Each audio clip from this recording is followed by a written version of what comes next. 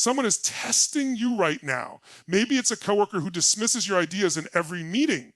Maybe it's someone at home who knows exactly which words to say to pull you apart. Maybe it's a stranger on the internet who wrote something about you that made your hands shake, and every part of you wants to fire back. Every cell in your nervous system is screaming, defend yourself. Explain yourself. Make them understand. Make them pay. But what if that reaction, that completely natural, completely human urge, is the very thing that has been costing you everything? Not the people who provoke you. Not the situations that frustrate you. Not the unfairness of what keeps happening to you. Your reaction. 40 years I've spent studying what separates people who are broken by pressure from people who are built by it. 40 years of working with world leaders, elite athletes, Fortune 500 CEOs, people who had everything and people who had nothing. And the single most consistent pattern I've ever found is this: the most powerful people in every room are not the loudest. They are not the most articulate. They are not the ones who fight the hardest to be understood. They are the ones who have mastered the one thing nobody teaches you: silence. Not the silence of weakness, not the silence of fear, the silence of absolute certainty. The silence of someone who knows they don't need to react, explain, or chase anyone to maintain their power. Today, I am going to give you 7 laws that the world's most emotionally powerful people operate by, laws they never talk about publicly, laws that took me decades to understand, and laws that will change the way you move through every relationship, every conflict, and every challenge you ever face. Stay with me for this entire video.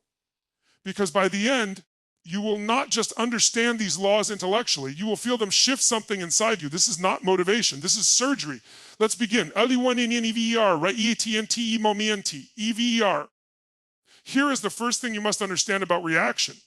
When you react, when you fire off that message, when you raise your voice, when you rush to explain yourself the second someone challenges you, you are not responding to the person in front of you.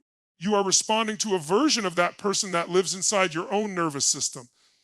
Think about that. The person who irritated you, they said a few words, maybe 5, maybe 10, but inside you, those words activated a whole story, a story about who you are, what you deserve, whether you matter, whether you are respected. And you did not react to what they said, you reacted to the story. And here's the brutal truth: every time you react, you hand them the remote control to your life. You think reacting makes you powerful. You think speaking up immediately shows strength. But watch what actually happens. The moment you react emotionally, you lose the frame. You go from being the author of the interaction to being a character in their story. And once you're a character in someone else's story, they are writing the ending, not you. I remember sitting across from a man, a CEO of a company worth over $3 billion, and he told me something I never forgot. He said, "Tony, the most expensive thing I ever did was send an email angry. In one email. Sent in a moment of pure emotional reaction. Damaged a partnership that had taken 6 years to build. 6 years of trust, of goodwill, of carefully constructed relationship. Gone in 11 seconds. A 5-second reaction. A 5-year consequence. This is not a metaphor. This is mathematics. Every time you react before thinking, you are making a withdrawal from every account that matters.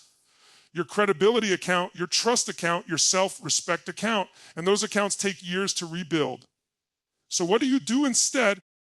You pause, not because you don't care, not because you're afraid. You pause because you are powerful enough to choose your moment. Powerful enough to decide when and whether this situation deserves a response at all. Here is the practice.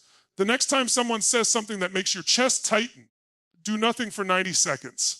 Not 90 minutes, 90 seconds. Research from neuroscience confirms that the chemical response to an emotional trigger, the cortisol spike, the adrenaline rush, peaks in your body within 90 seconds and then begins to dissolve. 90 seconds of stillness and you are already a different person than the one who almost sent that message. Train that pause, make it a reflex, because the people who master the pause are the people the world cannot manipulate. Your reaction is their weapon. Your stillness is yours. LA20 cell NCS not ABCNCE. ITS a statamenti. Most people believe that silence means you have nothing to say. Wrong. Silence used deliberately is the most complete and devastating answer you can give to someone who is trying to diminish you. It communicates something that no words ever could, that you do not require their understanding to feel confident in yourself. Let me tell you what happens in the other person's mind when you go quiet. When someone provokes you and you react, argue back, explain, get defensive, they feel confirmation that they found something, that they touched something real, that they have leverage over you. Your reaction is data. It tells them exactly where your wounds are.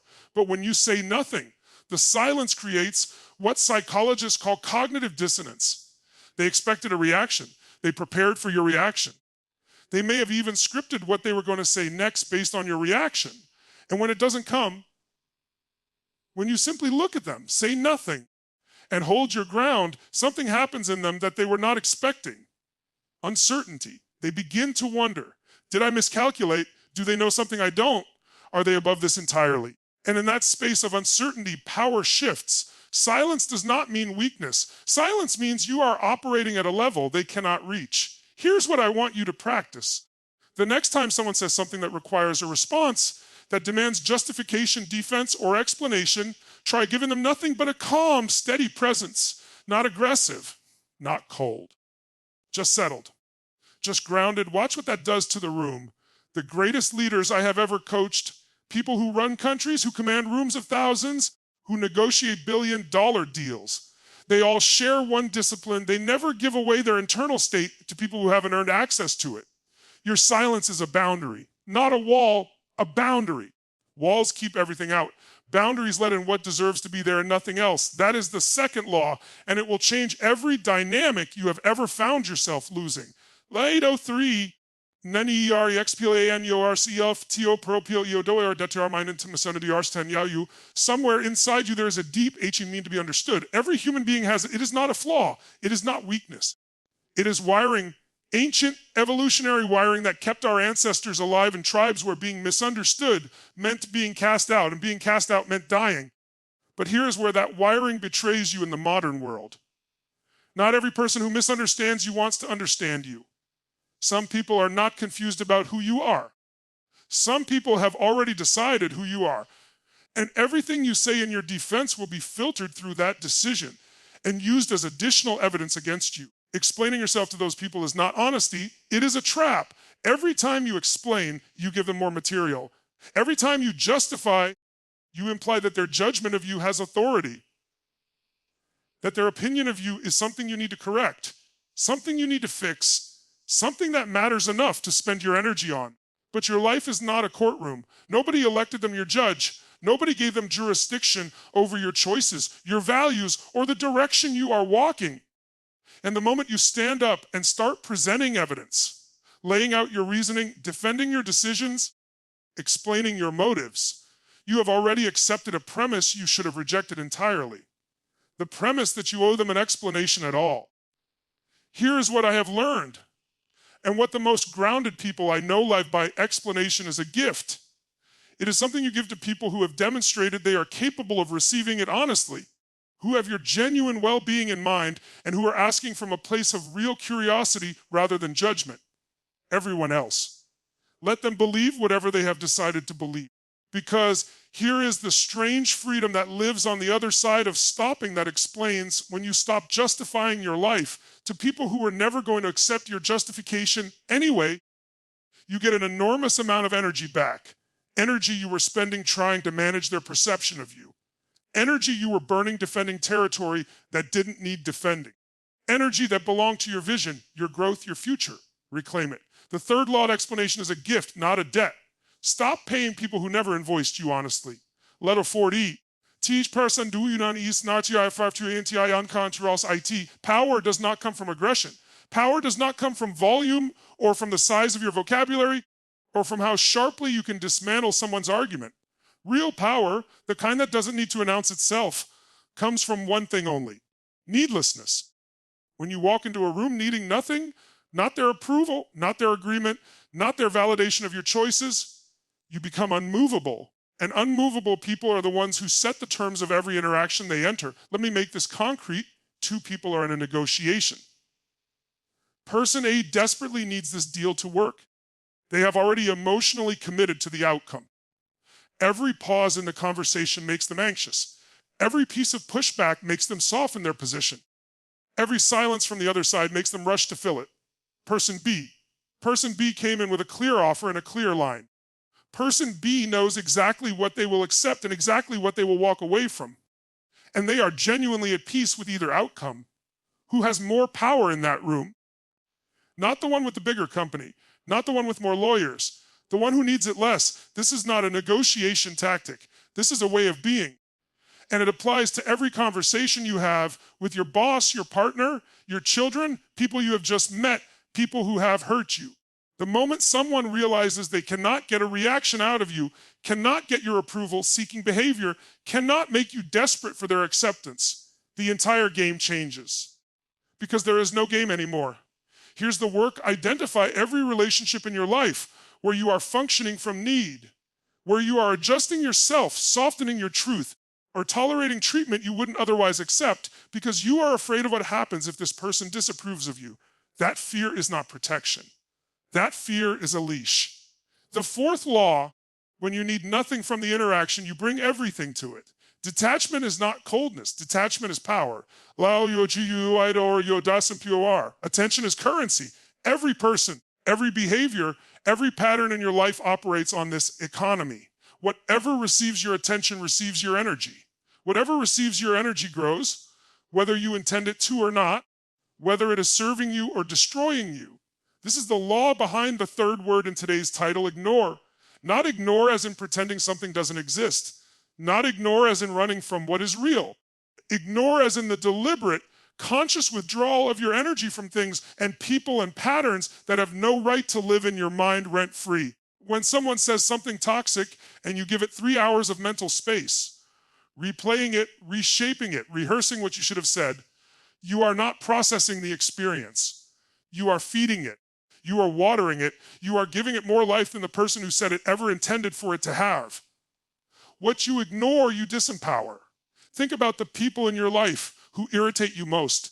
Now ask yourself honestly, how much of your daily mental energy are they receiving without your permission? How many conversations are you having with them in your head? Conversations they don't even know are happening. While they have already moved on with their day, you are fighting battles they are not even attending. That is not strength. That is a hostage situation, and you are holding yourself. Here is the practice every morning. Before the world starts pulling at you, decide what gets your attention that day. Not reactively, not based on whoever shows up with the most emotional urgency. Deliberately. What matters to the person you are building yourself into? What advances the life you are actually trying to create? Anything outside that list is auditing your energy without permission. And permission is yours to grant or deny. The people and situations you stop feeding will begin to lose their grip on you, not because they changed, but because you stopped making them real inside your mind. That is the fifth law. Attention is the master resource. Control where yours goes. Every time you chase someone, their attention, their approval, their forgiveness, their respect, you are making a confession. Not out loud, not in words, but in energy, in behavior, in the desperation they can feel beneath whatever calm you are trying to project.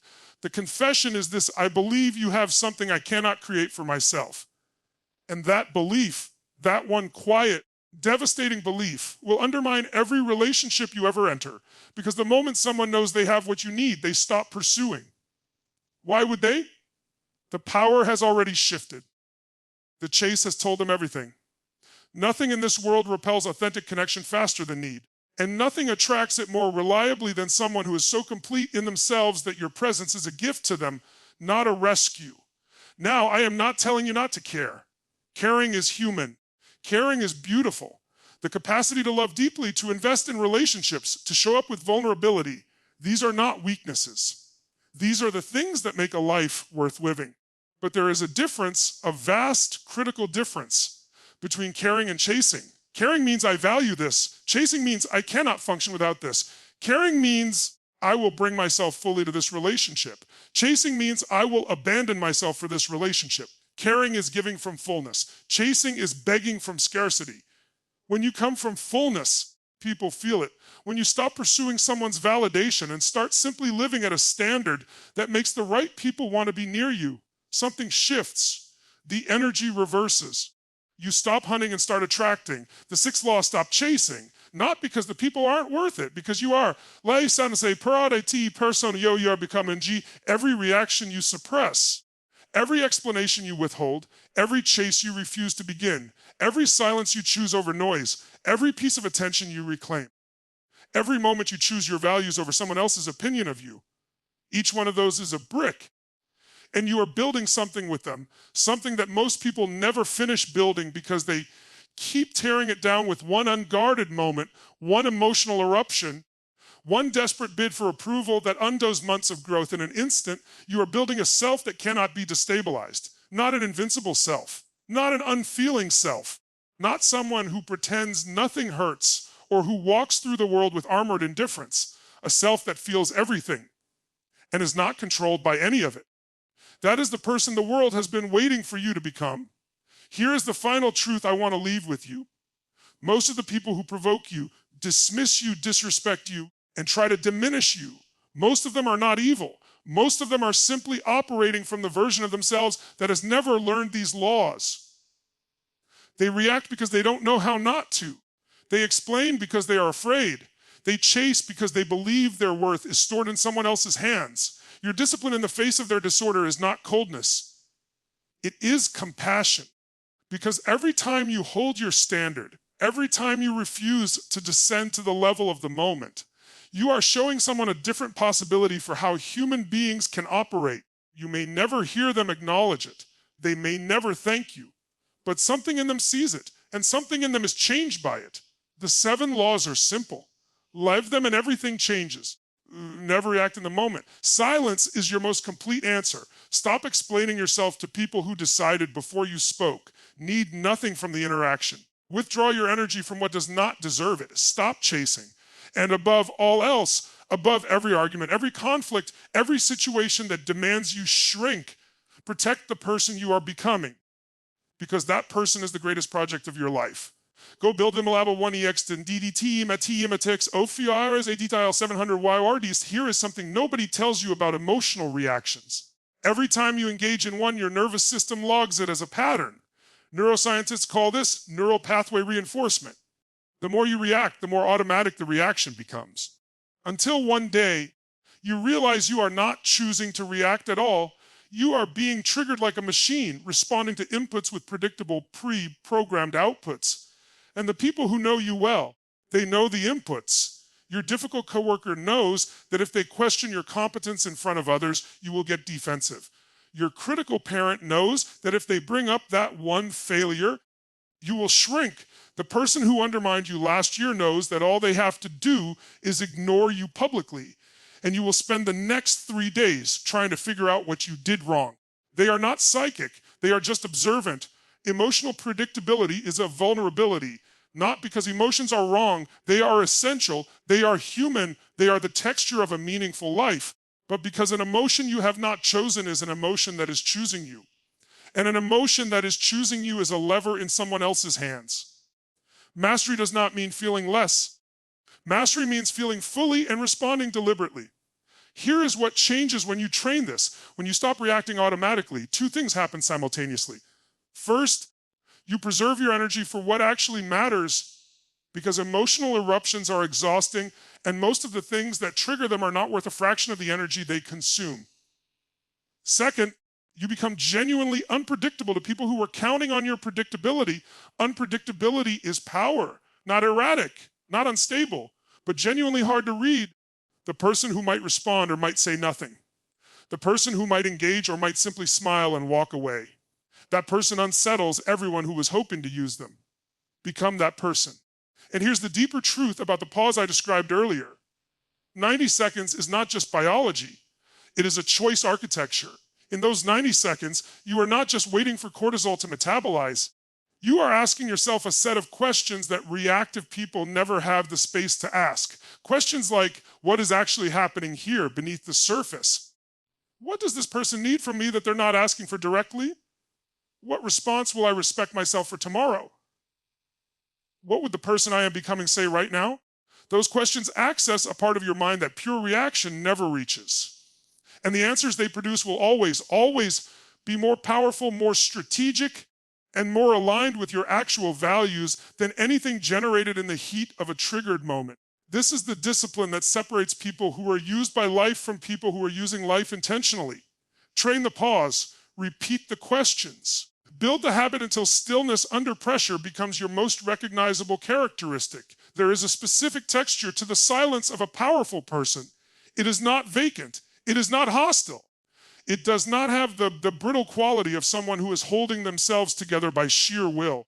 The silence of someone who has genuinely mastered the second law has a quality of completeness about it, as though nothing needs to be added, because everything has already been settled internally. Most people experience silence as a deficit. Something is missing. Something should be filling this space. And so they rush to fill it with words that don't serve them, with explanations that weren't asked for, with nervous laughter that gives away exactly how uncertain they are. Powerful silence is the opposite of deficit. It is surplus. Think about the greatest mentors, teachers, or leaders you have ever encountered. The ones who changed you not by talking at you constantly, but by the quality of their presence when they weren't talking. The way a room shifted when they simply walked in and said nothing. The way you left a conversation feeling heard, not because they spoke a great deal, but because when they did speak, every word had weight. That weight came from the silence around it. Words get their power from contrast. Without silence, every word sounds the same. Without pauses, every sentence runs into the next and nothing lands. The most effective communicators in the world, whether in a boardroom or on a stage or in an intimate conversation, use silence as punctuation, not to stall, not to collect their thoughts desperately, but deliberately as part of the communication itself. Practice this physically. The next time you are in a conversation and you feel the urge to speak before you have a clear thought, stop, breathe, hold the space, resist the discomfort that the silence creates, and notice what happens.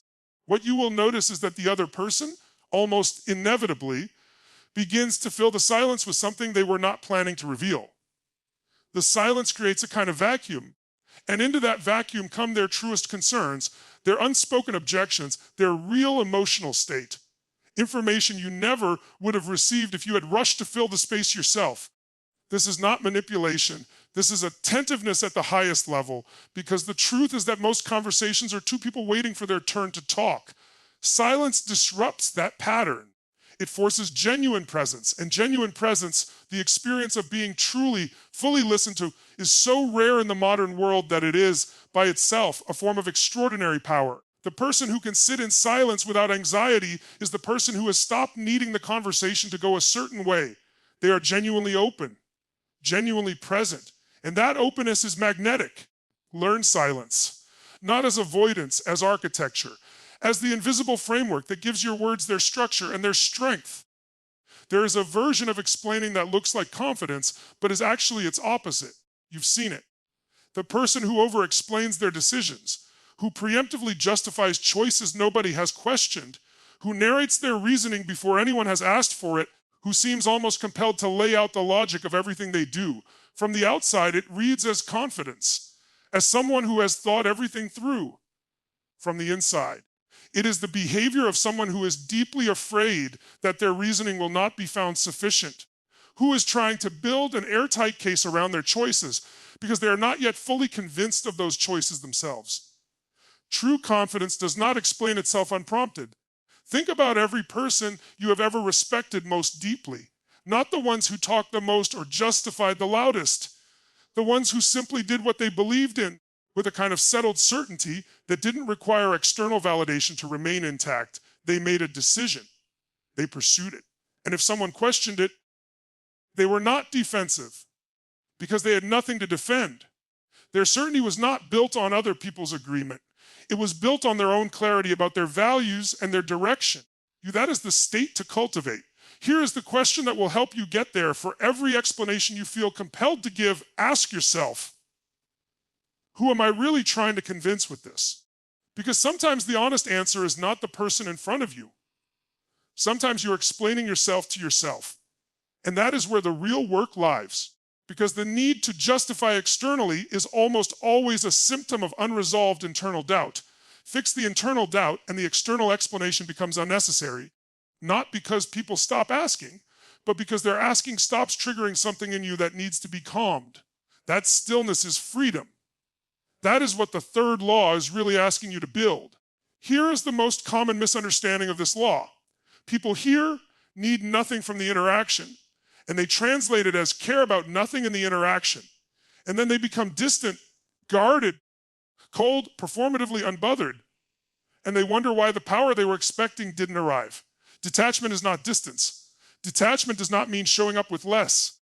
It means showing up with everything, your full presence, your genuine warmth, your honest engagement, while simultaneously holding your ground in a way that does not depend on the interaction going a specific way. The goal is full presence with zero desperation. Most people bring one of two things to high-stakes interactions. They bring desperation, needing a specific outcome badly enough that it distorts their behavior, or they bring distance, protecting themselves from disappointment by not truly showing up. Both are forms of the same fear. Both keep you from the third option. Show up completely, care genuinely, pursue the outcome you believe in, and simultaneously be fully at peace with the possibility that it may not happen, because you have built an internal foundation that does not require this particular outcome to remain intact. That combination is nearly irresistible, because in a world full of desperate people and defended people, a person who is fully present and fully unattached is magnetic. They are the rarest thing in any room. They are also the person who tends to get what they came for, not because they grasped at it, but because they embodied it. Build that person. Law 4 is the architecture. Your mind is a marketplace. Every thought, every emotion, every memory, every anxiety is competing for real estate inside that marketplace. And the thing most people do not understand is that real estate allocation is a choice, even when it doesn't feel like one. Right now, how much of your mental bandwidth is occupied by people or situations that have nothing to do with the future you are trying to build? How many background conversations are running?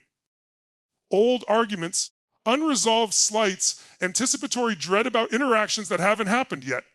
Every one of those is a tenant, and they are all paying rent in your attention. The fifth law asks you to become a landlord rather than a victim of the market, to look at what is occupying your mental space and make deliberate decisions about what deserves to stay. This does not mean suppressing. Suppression is the enemy of this law. It drives things underground where they grow out of sight. What it means is processing what needs processing, releasing what has been processed, and refusing to give permanent residence to temporary situations. The people who hurt you 3 years ago, process that. Feel it fully, learn from it, and then serve them their eviction notice. Because keeping them in your mental real estate is not loyalty to the pain. It is theft from your future. What you stop feeding stops growing. Practice this. At the end of each day, do a brief audit of where your attention went. Not judgmentally, with curiosity. What got your energy today? What deserved it? What consumed it without your permission? Over time, this practice will make the pattern visible. And once the pattern is visible, you can change it.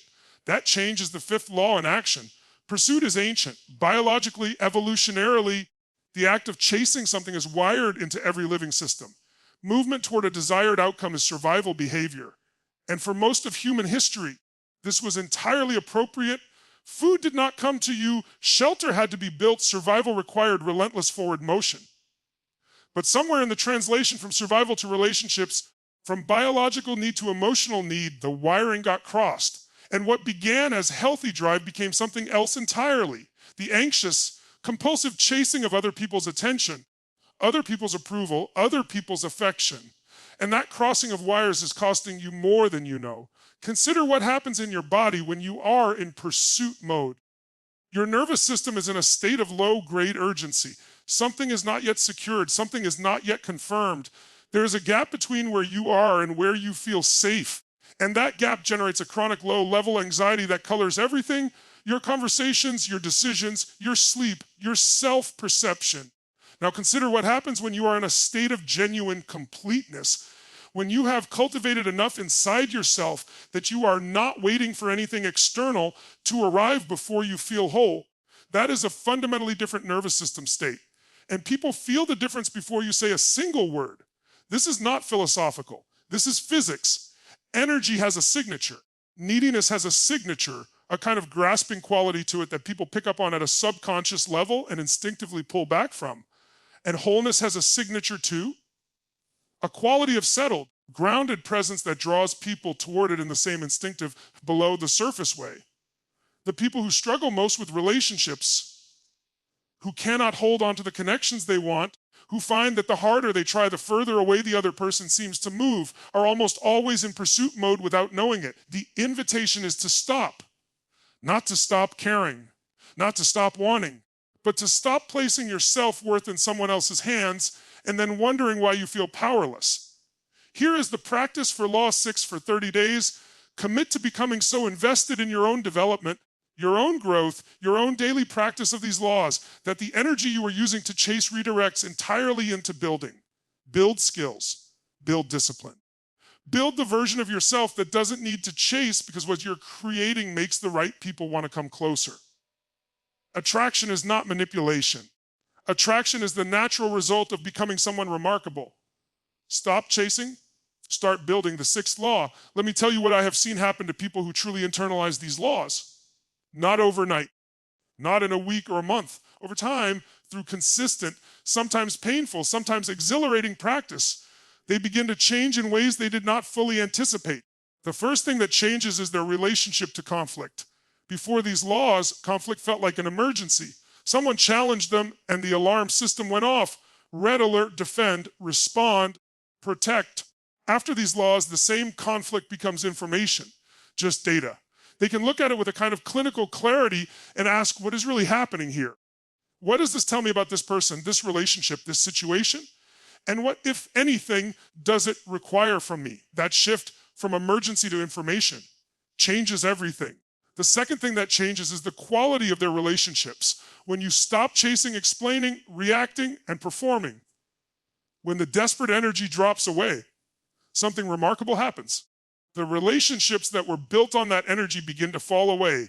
The people who needed you to be reactive, to be manageable, to be predictable in your emotions, they drift because the dynamic they were used to is no longer available. And in the space that opens up, something different arrives. People who are attracted to your stillness, people who are drawn to your consistency, people who value the fact that you mean what you say, that you don't perform for approval, that you have enough internal stability to be genuinely present with them without needing anything from the interaction. Those relationships feel different because they are built on something that lasts. Third, and this is the one that surprises people most, their relationship with themselves changes most profoundly of all. Most people move through life as strangers to themselves. They have never sat in the silence long enough to hear what they actually think, what they actually value, what they actually want beneath all the noise of other people's expectations and their own reactive behavior. The practice of these laws forces that encounter. It demands that you know yourself because you cannot choose your responses deliberately if you do not know who is doing the choosing. And that self-knowledge, built through the daily practice of these laws, becomes the foundation that nothing can shake. Not criticism, not failure, not the opinions of people who don't understand your vision, not the temporary losses that every meaningful life contains. You know who you are.